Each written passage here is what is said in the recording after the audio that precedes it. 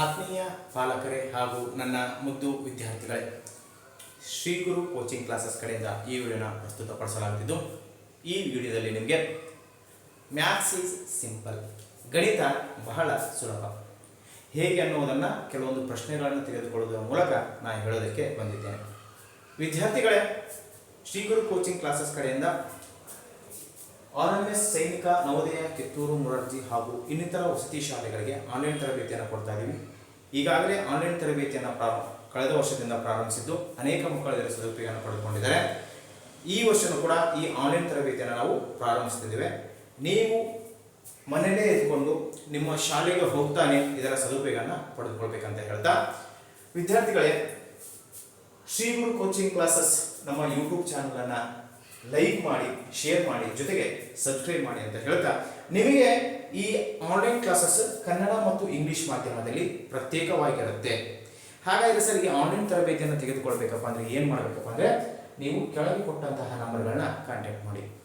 ಕೆಳಗೆ ಕೊಟ್ಟಂತಹ ನಂಬರ್ಗಳನ್ನ ಕಾಂಟ್ಯಾಕ್ಟ್ ಮಾಡಿದಾಗ ಇದರ ಬಗ್ಗೆ ಪೂರ್ಣ ಮಾಹಿತಿಯನ್ನು ನಾವು ಕೊಡ್ತಾ ಹೋಗ್ತೀವಿ. This video is represented by Shri Guru coaching classes. In this video I am taken some questions from your maths subject. I am going to explain how to solve the maths questions with simple tricks. Okay, that is, it is the maths is simple second part. Okay, already in first part I explained some 4 questions.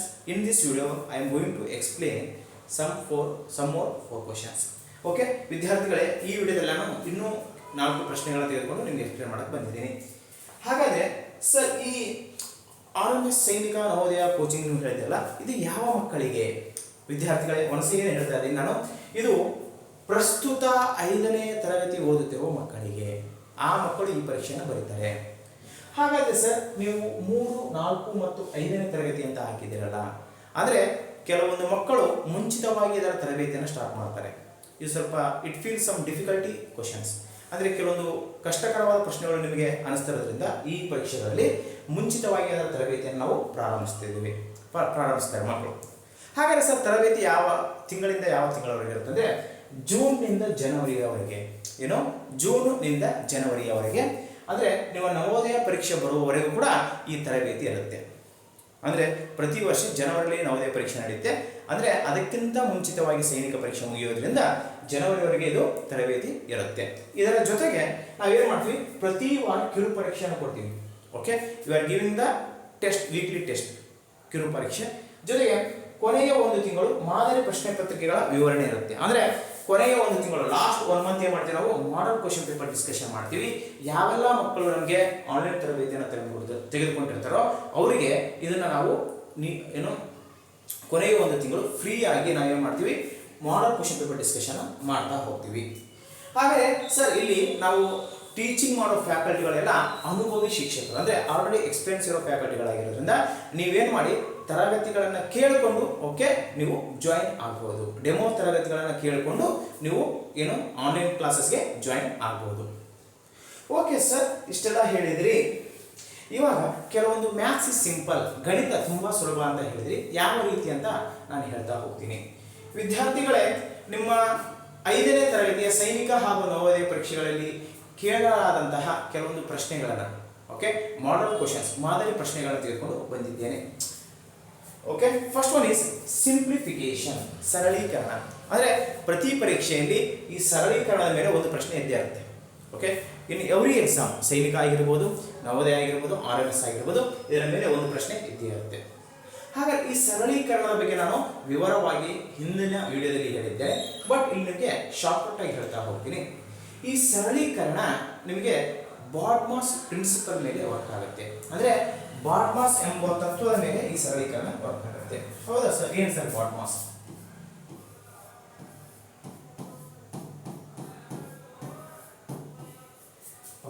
ಬಾಡ್ಮಾಸ್ ಎಂಬ ತತ್ವದ ಮೇಲೆ, principal ಮೇಲೆ, ಈ principal ಮೇಲೆ work ಆಗುತ್ತೆ. ಕೆಲವೊಂದ್ಸಲ ಹೇಳ್ತಾರೆ V ಬಾಡ್ಮಾಸ್.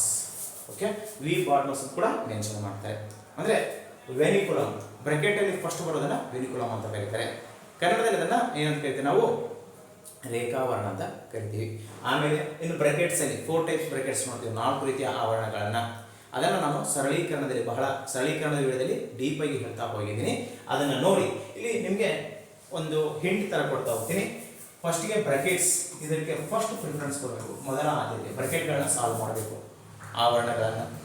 Second offset, ಅಂದರೆ ಆಫ್ ಅಂತ ನಾವು ಯೂಸ್ ಮಾಡ್ತೀವಿ ಕನ್ನಡದಲ್ಲಿ ರ ದ ನ ಯ ಮ ಅಂತ ಯೂಸ್ ಮಾಡಿರ್ತೀವಿ, ಅದಕ್ಕೆ ಎರಡನೇ ಆದ್ಯತೆ ಕೊಡಬೇಕು, second preference. Next division, next multiplication, next addition, next subtraction. Okay okay brackets, offset, division, multiplication, addition, subtraction. ಆವರಣಗಳು, ಓಕೆ, ಆಫ್ಸೆಟ್, ಆಮೇಲೆ ಭಾಗಾಕಾರ, ಗುಣಾಕಾರ, ಕೂಡಿಸುವುದು, ಕಳೆಯುವುದು. ಈ ಆದ್ಯತೆಯಲ್ಲಿ ನಾವು ಪ್ರಶ್ನೆಗಳನ್ನ ಸಾಲ್ವ್ ಮಾಡ್ತಾ ಹೋಗಬೇಕು. ಇದು ಕೊಟ್ಟಿರುವಂತಹ ಪ್ರಶ್ನೆ. ಇಲ್ಲಿ ಬ್ರಾಕೆಟ್ಸ್ಗಳು ಇದಾವೆ, ಹೌದಾ ಸರ್? ಅದರಲ್ಲಿ ಹೇಳ್ತೀನಿ ನಿಮಗೆ 4 ರೀತಿಯ ಬ್ರಾಕೆಟ್ಸ್ಗಳು ಬರ್ತವೆ: ರೇಖಾವರ್ಣ, ಅಲ್ಪಾವರ್ಣ, ಪುಷ್ಪಾವರ್ಣ, ಚೌಕಾವರ್ಣ. ಓಕೆ, ವೆನಿಕುಲಮ್ ಅಥವಾ ಬಾರ್ ಬ್ರಾಕೆಟ್ ಅಂತ ಕರಿತೀವಿ. Okay, next common bracket, curly bracket, square bracket. ಅವುಗಳ ನಾವು ಹೇಳ್ತಾ ಹೋಗ್ತೀವಿ. ಇಲ್ಲಿ ವೆನಿಕುಲಮ್ ಅಥವಾ ಬಾರ್ ಬ್ರಾಕೆಟ್ ಇಲ್ಲ, ಬಟ್ ಕಾಮನ್ ಬ್ರಾಕೆಟ್ ಇದೆ, ಅಲ್ಪಾವರ್ಣ ಇದೆ. ಇದು ಇದೆಯಲ್ವಾ, ಇದನ್ನ ನಾವು ಅಲ್ಪಾವರ್ಣ ಅಂತ ಕರಿತೀವಿ. ಏನಂತ ಕರಿತೀವಿ? ಅಲ್ಪಾವರ್ಣ. ಈ ಬ್ರಾಕೆಟ್ ಅಲ್ಲಿ ಇರೋದನ್ನ ಫಸ್ಟ್ ಸಾಲ್ವ್ ಮಾಡಬೇಕು. Okay, we are going to solve within the common bracket first. In common bracket we have division, multiplication, subtraction. Sir, ಈ ಅಲ್ಪಾವರ್ಣದಲ್ಲಿ ಏನಿದೆ? ಭಾಗಾಕಾರ ಇದೆ, ಗುಣಾಕಾರ ಇದೆ, ವ್ಯವಕಲನ ಇದೆ. ಯಾವುದು ಮಾಡಬೇಕು ಸರ್? ಫಸ್ಟ್ ರೂಲ್ಸ್ ಪ್ರಕಾರ ಡಿವಿಷನ್ ಮಾಡಬೇಕು. First we are going to solve division ಮಾಡಬೇಕು. Remaining we are going to write as it is. ಉಳಿದದನ್ನ ಯಾವ ರೀತಿ ಇರುತ್ತೋ ಅದೇ ರೀತಿ ಬರ್ಕೋಬೇಕು, ಹೌದಾ ಸರ್? ನೋಡಿ, 46 ಮೈನಸ್ ಸ್ಕ್ವೇರ್ ಬ್ರಾಕೆಟ್ ಅಂದರೆ ಚೌಕಾವರ್ಣ, 18 ಫ್ಲವರ್ ಬ್ರಾಕೆಟ್ ಪುಷ್ಪಾವರ್ಣ, 14 ಮೈನಸ್ ಕಾಮನ್ ಬ್ರಾಕೆಟ್ ಅಲ್ಪಾವರ್ಣ, 10 ಮೈನಸ್ 10 ಮೈನಸ್ 2 ಎಷ್ಟೇ 4. ಓಕೆ, 2 ಹೌ ಮಚ್ ಜ 4, 2 ಜ 4, 2 2 4, 8 2 ಬ್ರಾಕೆಟ್ ಇದೆ, flower bracket, square bracket. Okay, 2 2 4 ಅಂದರೆ ಇಂಟು 2 ಹಂಗೆ ಬರೀಬೇಕು. ಅಲ್ಪಾವರ್ಣ, ಪುಷ್ಪಾವರ್ಣ, ಚೌಕಾವರ್ಣ. Next we are going to do next step. 46 as it is, square bracket, 18 plus flower bracket, 14 minus common bracket. 46 minus ಚೌಕಾವರ್ಣ, 18 ಪ್ಲಸ್ ಪುಷ್ಪಾವರ್ಣ, 14 ಮೈನಸ್. ಆಫ್ಟರ್ ಡಿವಿಷನ್ ಮಲ್ಟಿಪ್ಲಿಕೇಶನ್, ಗುಣಾಕಾರ ಮಾಡಬೇಕು. ಇಲ್ಲಿದೆ ಗುಣಾಕಾರ, ಇಲ್ಲಿದೆ ಗುಣಾಕಾರ. 10 ಮೈನಸ್ 2 2 ಜ 4, 2 2 4, 2 2 4. Common bracket, flower bracket, square bracket. Okay, ಅಲ್ಪಾವರ್ಣ, ಪುಷ್ಪಾವರ್ಣ, ಚೌಕಾವರ್ಣ. Next sir, 46 as it is minus square bracket 18 plus 14 minus 10 minus 4, 10 ಬಾಗಿಲು 10 minus 4, 10 4 ಅಂದರೆ 6. 6 here common bracket is gone. ಇಲ್ಲಿ ಏನಾಗುತ್ತೆ? ಅಲ್ಪಾವರ್ಣ ಹೋಗುತ್ತೆ. ಯಾಕಂದರೆ ಅಲ್ಪಾವರ್ಣದಲ್ಲಿರುವ ಎಲ್ಲ ಕ್ರಿಯೆಗಳನ್ನು ಮುಗಿಸಿದ ನಂತರ after completion of all operations in common bracket it will gone, ಅದು ಹೋಗುತ್ತೆ. Next flower bracket, square bracket. 46 minus square bracket 18 plus, okay, 46 minus ಚೌಕಾವರ್ಣ, 18 ಪ್ಲಸ್ 14 ಮೈನಸ್ 6, 14ರಲ್ಲಿ 6 ಕಳಿಬೇಕು. 14ರಲ್ಲಿ 6 ಕಳೆದ್ರೆ 8. 14 minus 6 is 8. Okay, this operation and flower bracket will gone. ಈ ಕ್ರಿಯೆ ಮತ್ತು ಪುಷ್ಪಾವರಣ ಹೋಗುತ್ತೆ, ಓನ್ಲಿ ಚೌಕಾವರಣ. Next final 46 minus 46 minus 18 plus 8, 18 plus 8, it is 26. ಎಷ್ಟು? 26. ಓಕೆ, ಫೈನಲಿ ಓಕೆ 46ರಲ್ಲಿ 26 ಕಳೆದ್ರೆ 46 minus 26 means it is 20. ಇದು 20 ಉತ್ತರ. 20 is your final answer. 20 ನಿಮ್ಮ ಉತ್ತರ ಆಗಿರುತ್ತೆ. Sir which option is correct? Option C is correct. Option C is correct. ಆಯ್ಕೆ C ಸರಿಯಾಗಿದೆ. ನೋಡಿ, ಕೊಟ್ಟಂತಹ ಪ್ರಶ್ನೆಗಳನ್ನು ನಾವು ಈ ಬಾಡ್ಮಾಸ್ ಅಥವಾ ವಿ ಬಾಡ್ಮಾಸ್ ಪ್ರಿನ್ಸಿಪಲ್ ಪ್ರಕಾರ ಅಥವಾ ಇದನ್ನು ಪ್ರಿಫರೆನ್ಸ್ ಪ್ರಕಾರ ನಾವೇನು ಮಾಡಬೇಕು, ನಾವು ಸ್ಟೆಪ್ ಬೈ ಸ್ಟೆಪ್ ಮಾಡ್ತಾ ಹೋಗಬೇಕು. ಆದ್ಯತೆಯ ಮೇಲೆ ಪ್ರಶ್ನೆಗಳನ್ನು ಮಾಡಿದರೆ ಸರಿಯಾದ ಉತ್ತರ ಬರುತ್ತೆ. ಇದು ಸರಳೀಕರಣ. It is simplification. Your next question is, ನಿಮ್ಮ ಮುಂದಿನ ಪ್ರಶ್ನೆ, a train travels 700 meters in 35 seconds. What is the speed in kilometer per hour? ಒಂದು ರೈಲು 35 ಸೆಕೆಂಡ್ಗಳಲ್ಲಿ 700 ಮೀಟರ್ಗಳನ್ನು ಕ್ರಮಿಸುತ್ತದೆ. ಅದರ ವೇಗವನ್ನು ಕಿಲೋಮೀಟರ್ ಪರ್ ಅವರ್ ಅಂದರೆ ಕಿಲೋಮೀಟರ್ ಪರ್ ಗಂಟೆಗಳಲ್ಲಿ ಹೇಳಿ ಅಂತ ಹೇಳಿದ್ದೇನೆ. ಕಿಲೋಮೀಟರ್ ಪರ್ ಗಂಟೆ, ಅವರ್ ಅಂದರೆ ಗಂಟೆ. ಓಕೆ ಸರ್, ನಿಮ್ಗೆ ಗೊತ್ತಿದೆ, ಡೈರೆಕ್ಟ್ ನಾನು ಹೇಳ್ತಿದ್ದೀನಿ. ಇದು ನಿಮಗೆ ಸ್ಪರ್ಧಾತ್ಮಕ ಪರೀಕ್ಷೆ ಆಗಿರೋದ್ರಿಂದ, it is a competitive exam ಆಗಿರೋದ್ರಿಂದ ನಿಮಗೆ ಆದಷ್ಟು ಶಾರ್ಟ್ಕಟ್ಟಲ್ಲಿ ಆನ್ಸರ್ ಮಾಡಬೇಕಾಗುತ್ತೆ. ಓಕೆ, ಆದಷ್ಟು ಶಾರ್ಟ್ಕಟ್ಟಲ್ಲಿ we are going to use some formula. Speed equal to distance divided by time. Okay, ನಾವು ಇದನ್ನು ಏನಂತ ಕರಿತೀವಿ, ವೇಗ ಈಕ್ವಲ್ ಟು ದೂರ ಡಿವೈಡೆಡ್ ಬೈ ಕಾಲ. ದೂರ ಡಿವೈಡೆಡ್ ಬೈ ಕಾಲ. Speed equal to distance by time. Okay sir, ಇವಾಗ ಡಿಸ್ಟೆನ್ಸ್ ದೂರ, ಇವಾಗ ಸ್ಪೀಡ್ ಕಂಡುಹಿಡಿಯಬೇಕಾ? ಎಸ್ ಈಕ್ವಲ್ ಟು ಡಿಸ್ಟೆನ್ಸ್ ಎಷ್ಟು ಕೊಟ್ಟಿದ್ದೇನೆ, ದೂರ 700 ಮೀಟರ್ಸ್, 700 ಮೀಟರ್, ಡಿವೈಡೆಡ್ ಬೈ ಕಾಲ ಎಷ್ಟು ಕೊಟ್ಟಿದ್ದೇನೆ, 35 ಸೆಕೆಂಡ್ಸ್, 35 ಸೆಕೆಂಡ್ಗಳು. ಇದು ಮೀಟರ್, ಇದು ಸೆಕೆಂಡ್ಸ್, 35 ಸೆಕೆಂಡ್ಸ್. Okay, 35 seconds. ಇವಾಗ ಕ್ಯಾನ್ಸಲ್ ಆಗುತ್ತಾ ಮಾಡಬೇಕು. 35 ಒಂದೇ 35, 35 2 is 70, 0 as it is. 35 ಒಂದೇ 35, 35 ಎರಡೇ 70, 0 0. Sir what is this? This is 20 metre per second. ಇದು 20 ಮೀಟರ್ ಪರ್ ಸೆಕೆಂಡ್. ಬಟ್ ಪ್ರಶ್ನೆಯಲ್ಲಿ ಏನು ಕೇಳಿದರೆ ಕಿಲೋಮೀಟರ್ ಪರ್ ಅವರಲ್ಲಿ ಹೇಳಿ. ಓಕೆ, ಕಿಲೋಮೀಟರ್ ಪರ್ ಗಂಟೆಯಲ್ಲಿ ಹೇಳಿ ಅಂತ ಹೇಳಿದರೆ ಇಲ್ಲಿ ಒಂದು ಟ್ರಿಕ್ಸ್ ಅಥವಾ ಒಂದು ಶಾರ್ಟ್ಕಟ್ಟನ್ನು ನಾವು ಯೂಸ್ ಮಾಡ್ತೀವಿ. ಏನು ಸರ್ ಅದು? ಈ 20 ಮೀಟರ್ ಪರ್ ಸೆಕೆಂಡ್ ಇದೆಯಲ್ಲ, ಇದಕ್ಕೆ ಇಂಟು 18/5 ನಾವು ಗುಣಿಸ್ತೀವಿ. ಯಾಕೆ sir? When we are going to convert metre per second into kilometre per hour, we are going to multiple 18/5. ಅಂದರೆ ಮೀಟರ್ ಪರ್ ಸೆಕೆಂಡಿಂದ ಕಿಲೋಮೀಟರ್ ಪರ್ ಅವರ್ಗೆ ಕನ್ವರ್ಟ್ ಮಾಡಬೇಕಂದ್ರೆ 18/5ರಿಂದ ಗುಣಿಸ್ಬೇಕು. ಓಕೆ ಸರ್, ಅದೇ ರೀತಿ ಓಕೆ ಲೈಕ್ ದಿಸ್ ನಾವು ಸರ್ ಕಿಲೋಮೀಟರ್ ಪರ್ ಅವರಿಂದ ಮೀಟರ್ ಪರ್ ಸೆಕೆಂಡಿಗೆ ಮಾಡಬೇಕಂದ್ರೆ ಏನು ಮಾಡಬೇಕು? ಕಿಲೋಮೀಟರ್ ಪರ್ ಅವರಿಂದ ಮೀಟರ್ ಪರ್ ಸೆಕೆಂಡ್ ಮಾಡಬೇಕಂದ್ರೆ 5/18ರಿಂದ ಗುಣಿಸ್ಬೇಕು. ಉಲ್ಟಾ 5/18ರಿಂದ ಗುಣಿಸ್ಬೇಕು. 5 1 5, 5 4 20. ಓಕೆ, 5 ಒಂದೇ 5, 5 ಒಂದೇ 5, 5 4 20, 18 4 72, 18 4 72, 72 kilometre per hour. Okay, 72 kilometre per ಗಂಟೆ. Okay, option B is correct. Option B ಸರಿಯಾಗಿದೆ. This is your second question. ನೋಡಿ, ಪ್ರಶ್ನೆಗೆ ಉತ್ತರ ಬಂದುಬಿಡುತ್ತೆ, ಬಟ್ ಅದನ್ನು ಕನ್ವರ್ಟ್ ಮಾಡಿದೆಯಲ್ಲ, ಇದು ಬಹಳ ಜನ ಕನ್ಫ್ಯೂಸ್ ಆಗ್ತಾರೆ. Okay, many of confusing here only. Okay, this is your second question. Next your third question, ನಿಮ್ಮ ಮುಂದಿನ ಪ್ರಶ್ನೆ. Okay, at what rate of simple interest will the sum of money double itself in 6 years? ಯಾವ ಸರಳ ಬಡ್ಡಿಯ ದರದಲ್ಲಿ ಹಣದ ಮೊತ್ತವು 6 ವರ್ಷಗಳಲ್ಲಿ ದ್ವಿಗುಣಗೊಳ್ಳುತ್ತದೆ? ಓಕೆ, ಈ ಥರದ ಪ್ರಶ್ನೆಗಳನ್ನ ಅನೇಕ ಎಕ್ಸಾಮ್ಗಳಲ್ಲಿ ಆಲ್ರೆಡಿ ಕೇಳಿದ್ದಾನೆ, ಕೇಳೋ ಚಾನ್ಸಸ್ಸು ಭಾಳ ಇದೆ. ಬಹಳಷ್ಟು ಮಕ್ಕಳು ಏನಾಗ್ತಾರೆ, ಸರ್ ಇಲ್ಲಿ ಏನೋ ಅಮೌಂಟೇ ಕೊಟ್ಟಿಲ್ಲ ಸರ್, ಇಲ್ಲಿ ಏನೋ ಇದನ್ನು ಕೊಟ್ಟಿಲ್ಲ ಸರ್, ಅಮೌಂಟ್ ದುಡ್ಡು ಕೊಟ್ಟಿಲ್ಲ, ಹೆಂಗೆ ಸರ್ ಅಸಲು ಕೊಟ್ಟಿಲ್ಲ, ಏನು ಸರ್ ಅಂದರೆ ಫಾರ್ ಎಕ್ಸಾಂಪಲ್ ಅವ್ನು ಹೇಳ್ತೇನೆ, at what rate of simple interest means what rate of simple interest means we are going to find rate of interest, simple interest ಅಂದರೆ ಯಾವ ಸರಳ ಬಡ್ಡಿಯ ದರದಲ್ಲಿ ಅಂದರೆ ಬಡ್ಡಿಯ ದರವನ್ನು ನಾವು ಕಂಡುಹಿಡಿಯಬೇಕು. Sum of money double. Okay, ಹಣದ ಮೊತ್ತವು ದ್ವಿಗುಣಗೊಳ್ಳುತ್ತದೆ. ದ್ವಿಗುಣ ಅಂದರೆ ಡಬಲ್. ಏನು ಸರ್ ದ್ವಿಗುಣ ಅಂದರೆ 2 ಪಟ್ಟು ಆಗುತ್ತೆ. ಅದು ಎಷ್ಟಾದರೂ ಇರ್ಬೋದು. 100 ರೂಪಾಯಿ ಇದ್ದರೆ 200 ರೂಪಾಯಿ ಆಗುತ್ತೆ, 200 ರೂಪಾಯಿ ಇದ್ದರೆ 400 ರೂಪಾಯಿ ಆಗುತ್ತೆ, 300 ರೂಪಾಯಿ ಇದ್ದರೆ 600 ರೂಪಾಯಿ ಆಗುತ್ತೆ. ಯಾವುದಾದ್ರೂ ತಗೊಳ್ಳಿ. Okay, I am going to take 100 rupees. Okay, ನಾನು 100 ರೂಪಾಯಿನ ತಗೊಳ್ತೀನಿ. ಏನು ಸರ್ ಇದು 100? It is principal amount. ಅಂದರೆ ಇದು ಅಸಲು 100 ರೂಪಾಯಿ ಇರುವಂತಹ ಅಸಲು ಏನಾಗುತ್ತೆ, 200 ರೂಪಾಯಿ ಆಗುತ್ತೆ. ದ್ವಿಗುಣ ಅಂದರೆ 200 ರೂಪಾಯಿ ಆಗುತ್ತೆ. ಹಾಗಾಗಿ ಈ 200 ರೂಪಾಯಿ ಏನು ಸರ್? ಇಟ್ ಈಸ್ ಅಮೌಂಟ್, ಮೊತ್ತ. ಇದೇನು ಮೊತ್ತ, ಅಮೌಂಟ್ ಅಂತ ಕರಿತೀವಿ. ಇದೇನು ಮೊತ್ತ.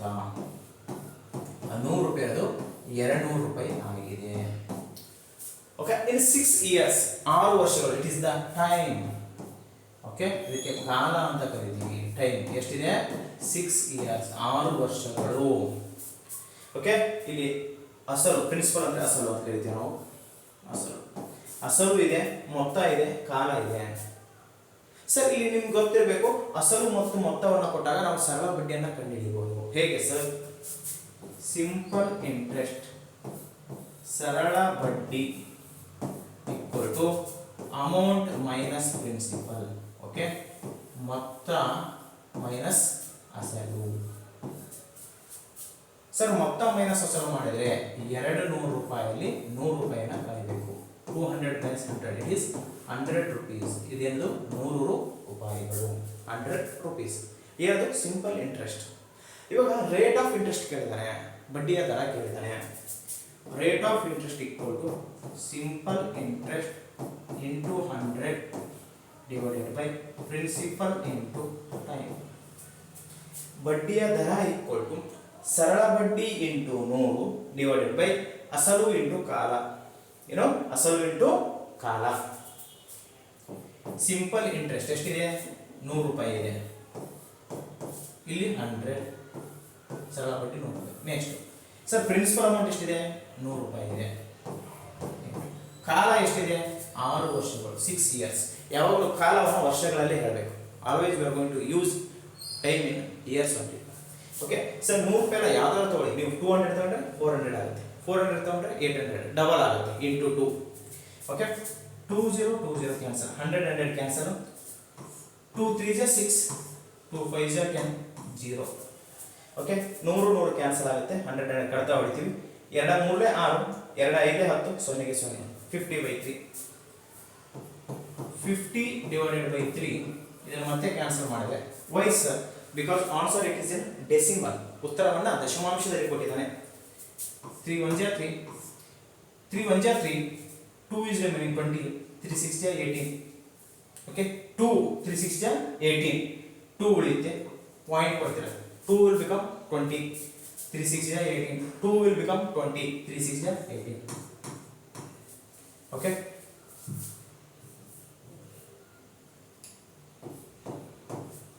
ಓಕೆ, 3 1 3, 3 1 3, 5ರಲ್ಲಿ 3 2 ಉಳಿಯುತ್ತೆ, 20, 3 6 18, ಮತ್ತೆ 2 ಉಳಿಯುತ್ತೆ, ಚಿಕ್ಕದಾಗುತ್ತೆ, ಪಾಯಿಂಟ್ ಕೊಡ್ತೀರಾ. 2 20 ಆಗುತ್ತೆ, 3 6 18, 3 6 18. Okay, next percentage. ಹಾಗಾದರೆ ನಿಮ್ಮ ಉತ್ತರ 16.66%, 14.66%. 14.66%. ಯಾವುದು? Option A. ಆಯ್ಕೆ ಎ ಸರಿಯಾಗಿದೆ. ಆಯ್ಕೆ ಎ ಸರಿಯಾಗಿದೆ. ಓಕೆ, ನಿಮ್ಮ ಮುಂದಿನ ಪ್ರಶ್ನೆ ನೋಡುವುದಾದರೆ, ನಿಮ್ಮ ಮುಂದಿನ ಪ್ರಶ್ನೆ, A shopkeeper bought a bicycle for 3000 rupees and sold the same for rupees 3300.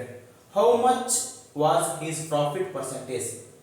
ಒಬ್ಬ ಅಂಗಡಿಯವನು 3000 ರೂಪಾಯಿಗೆ ಒಂದು ಸೈಕಲ್ ಅನ್ನು ಖರೀದಿಸ್ತಾನೆ, 3300 ರೂಪಾಯಿಗೆ ಮಾರಿದನು. ಅವನ ಶೇಕಡಾವಾರು ಲಾಭ ಎಷ್ಟು? ಇಲ್ಲಿ ಪ್ರಾಫಿಟ್ ಪರ್ಸೆಂಟೇಜ್ ಕೇಳಿದ್ದಾನೆ. ಇದನ್ನು ನಾವು ಶಾರ್ಟ್ಕಟ್ ಅಲ್ಲಿ ಮಾಡೋದಾದ್ರೆ ನೆನ್ಪಿಟ್ಕೊಳ್ಳಿ, ಯಾವಾಗ ನೆನ್ಪಿಟ್ಕೊಳ್ಳಿ, ಲಾಭ ಓಕೆ ಪ್ರಾಫಿಟ್ ಆಗಿದೆ ಅಂದರೆ ಯಾವುದು ಮಾರಿದ ಬೆಲೆ ಜಾಸ್ತಿ ಆಗಿರುತ್ತೆ. ನಿಮ್ಗೆ ಗೊತ್ತಿರಬೇಕು, ಪ್ರಾಫಿಟ್ ಲಾಭ equal to okay selling price minus cost price. Okay, ಕನ್ನಡದಲ್ಲಿ ಏನು ಹೇಳ್ತೀವಿ? ಮಾರಿದ ಬೆಲೆ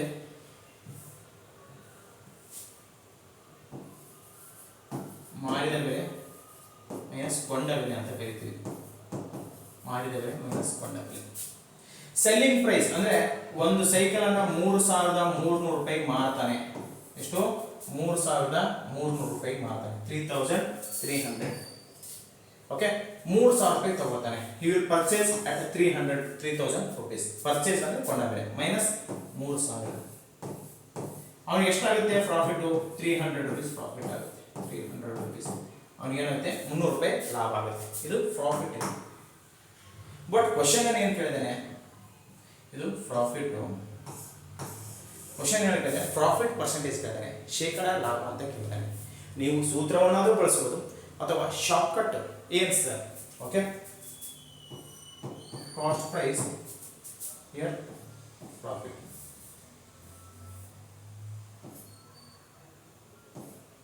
ಪ್ರಾಫಿಟ್ ಅಂದರೆ ಇದನ್ನು ಕನ್ನಡದಲ್ಲಿ ಏನು ಕರಿತೀವಿ, ಕೊಂಡ ಲಾಭ. ಯಾವಾಗಲೂ ನಾವು ಲಾಭ ಆದರೂ ಬರಲಿ ನಷ್ಟ ಆದರೂ ಬರಲಿ ಅದನ್ನು ಕೊಂಡ ಬೆಲೆಗೆ ನಾವು ಕನ್ಸಿಡರ್ ಮಾಡೋದು. ಯಾವಾಗಲೂ ನಮಗೆ it may be profit or loss, we are going to consider cost price, ಕೊಂಡ ಬೆಲೆ ಇಟ್ಕೊಳ್ತೀವಿ. ಹೇಗೆ ಸರ್ ನೋಡಿ, ಏನು ಸರ್ ಅಂದರೆ 3,000 ರೂಪಾಯಿಗೆ ಫಾರ್ 3,000 rupees 300 ಪ್ರಾಫಿಟ್. 3,000 ರೂಪಾಯಿಗೆ 300 ರೂಪಾಯಿ ಪ್ರಾಫಿಟ್ ಆಗಿದೆ, 3,000 ರೂಪಾಯಿಗೆ 300 ರೂಪಾಯಿ ಲಾಭ ಆಗಿದೆ. For 100 how much it is, ಇದು ಎಷ್ಟು? ಯಾಕೆ ಸರ್ 100 ತಗೊಂಡ್ರಿ? ಅವನು ಶೇಕಡ ಕೇಳಿದಾನೆ, ಪರ್ಸೆಂಟೇಜ್ ಅಂದರೆ 100 ಅಂತ ಅರ್ಥ, ಶೇಕಡ ಅಂದರೆ 100 ಅಂತ ಅರ್ಥ. ಅದಕ್ಕೆ 100 ರೂಪಾಯಿ ಅಂತ ತಗೊಂಡಿದ್ದೀನಿ. 100 into 300 divided by 3,000, 100 into 300 divided by 3,000. 20 cancel, 10 cancel, 3 1 ಜಾ 3 10 ಜಾ. ಓಕೆ, 2 0 ಕ್ಯಾನ್ಸಲ್, ಈ 0 ಕ್ಯಾನ್ಸಲ್, 3 1 3 10. Okay, it is 10%. ಇದು 10 ಶೇಕಡ ಲಾಭ. ಶೇಕಡ ಲಾಭ ಎಷ್ಟು? 10. ಶೇಕಡ ಲಾಭ ಎಷ್ಟು? 10%. Option D is correct. ಉತ್ತರ ಡಿ ಸರಿಯಾಗಿದೆ. ಇದು ನಿಮ್ಮ 4ನೇ ಪ್ರಶ್ನೆ ಮತ್ತು ಕೊನೆಯ ಪ್ರಶ್ನೆಗೆ ಉತ್ತರ. ಓಕೆ ವಿದ್ಯಾರ್ಥಿಗಳೇ, ನೀವು ಓಕೆ ಒನ್ಸ್ ಅಗೇನ್ ಹೇಳ್ತೀನಿ, ಮ್ಯಾಥ್ಸ್ ಇಸ್ ಸಿಂಪಲ್. ಗಣಿತ ತುಂಬ ಸುಲಭ. ಯಾವಾಗ ಕಲಿಯಬೇಕಾದ್ರೆ, ಓಕೆ, ಕಲಿಯುವ ಮೆಥಡ್ಗಳ ಮೇಲೆ ಗಣಿತ ನಿಮಗೆ ತುಂಬ ಸುಲಭ ಆಗುತ್ತೆ. Once again Shri Guru coaching classes online classes ಬೇಕಪ್ಪ ಅಂತಂದರೆ ಒನ್ಸ್ ಅಗೇನ್ ಕೆಳಗೆ ಕೊಟ್ಟಂತಹ ನಂಬರ್ಗಳನ್ನ ಕಾಂಟ್ಯಾಕ್ಟ್ ಮಾಡಿ. ಮುಂದಿನ ವಿಡಿಯೋದಲ್ಲಿ ಇನ್ನೂ ಹಲವು ಪ್ರಶ್ನೆಗಳನ್ನು ತೆಗೆದುಕೊಂಡು ನಾನು ಬರ್ತೀನಿ. ನೀವು ನಮ್ಮ ಯೂಟ್ಯೂಬ್ ಚಾನಲನ್ನು ಓಕೆ ಲೈಕ್ ಮಾಡಿ, ಶೇರ್ ಮಾಡಿ, ಸಬ್ಸ್ಕ್ರೈಬ್ ಮಾಡಿ ಹಾಗೂ ಬಹಳಷ್ಟು ಜನರ ಉಪಯೋಗ ಮಾಡಿಕೊಳ್ಳಿ ಅಂತ ಹೇಳ್ತಾ ಮುಂದಿನ ವಿಡಿಯೋದಲ್ಲಿ ನಿಮ್ಮ ಭೇಟಿ. ಧನ್ಯವಾದಗಳು.